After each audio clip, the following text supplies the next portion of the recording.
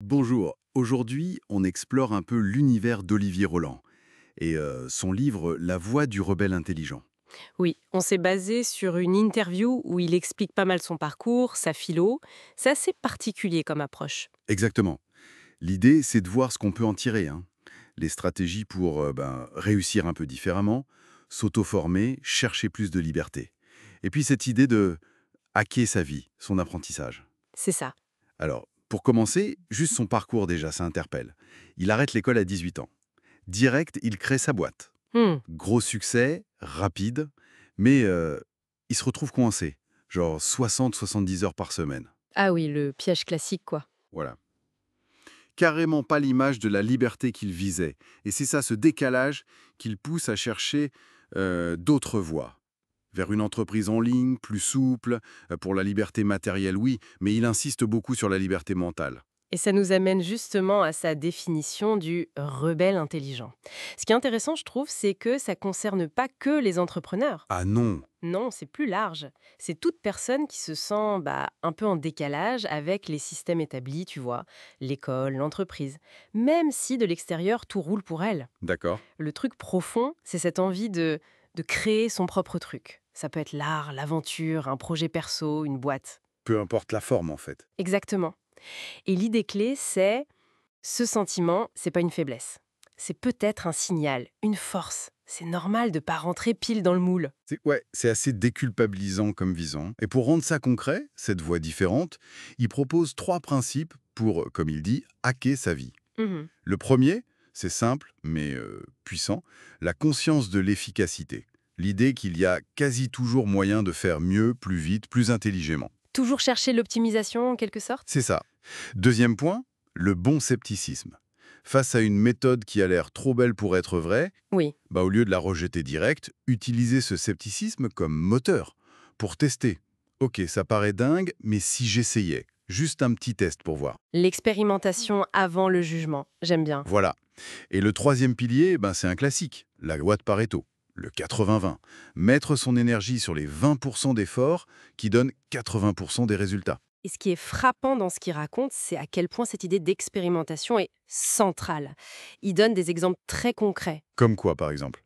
Quand il lit La semaine de 4 heures, son premier réflexe, c'est le scepticisme, normal. Oui. Mais au lieu de dire n'importe quoi et de refermer le livre, il monte une petite expérience. Il lance des blog tests en parallèle de son entreprise qui tournait déjà. D'accord, petit investissement. Voilà, minimaliste, très lean startup. Juste pour voir si ça mord. Et bon, c'est le troisième blog qui a vraiment décollé. Ah oui, donc pas de succès immédiat garanti. Non, justement. Autre exemple, à 19 ans, il a une idée de service informatique. Pour tester, il met une petite annonce dans un journal local. Ça lui coûte 10 euros, je crois. 10 euros, ok. Résultat, 1 000 $ de chiffre d'affaires dès le premier mois. Ça montre bien sa logique, des risques intelligents, mesurés, au lieu de tout plaquer sur une intuition. C'est pas du tout ou tout rien. Et on voit comment ces petites tactiques, ces expériences s'inscrivent dans une vision plus large.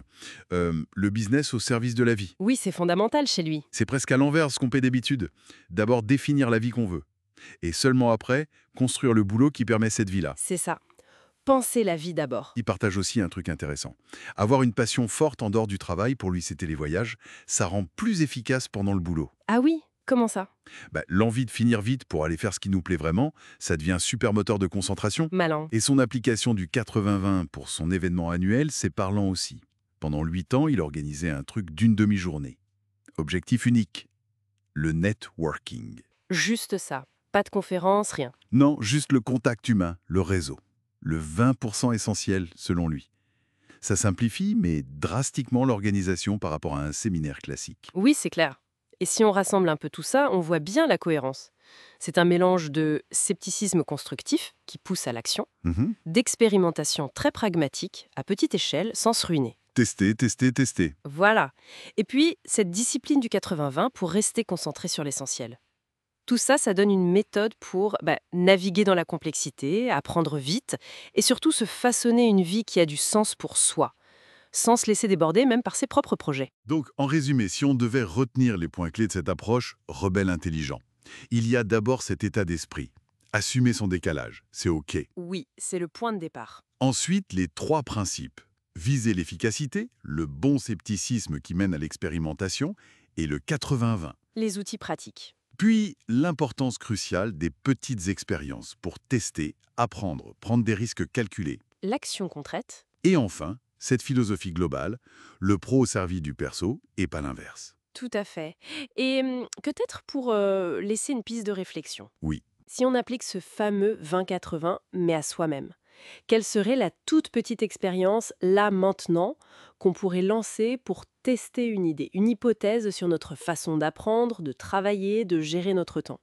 Comment on pourrait commencer à hacker, pas un système extérieur, mais juste notre propre quotidien?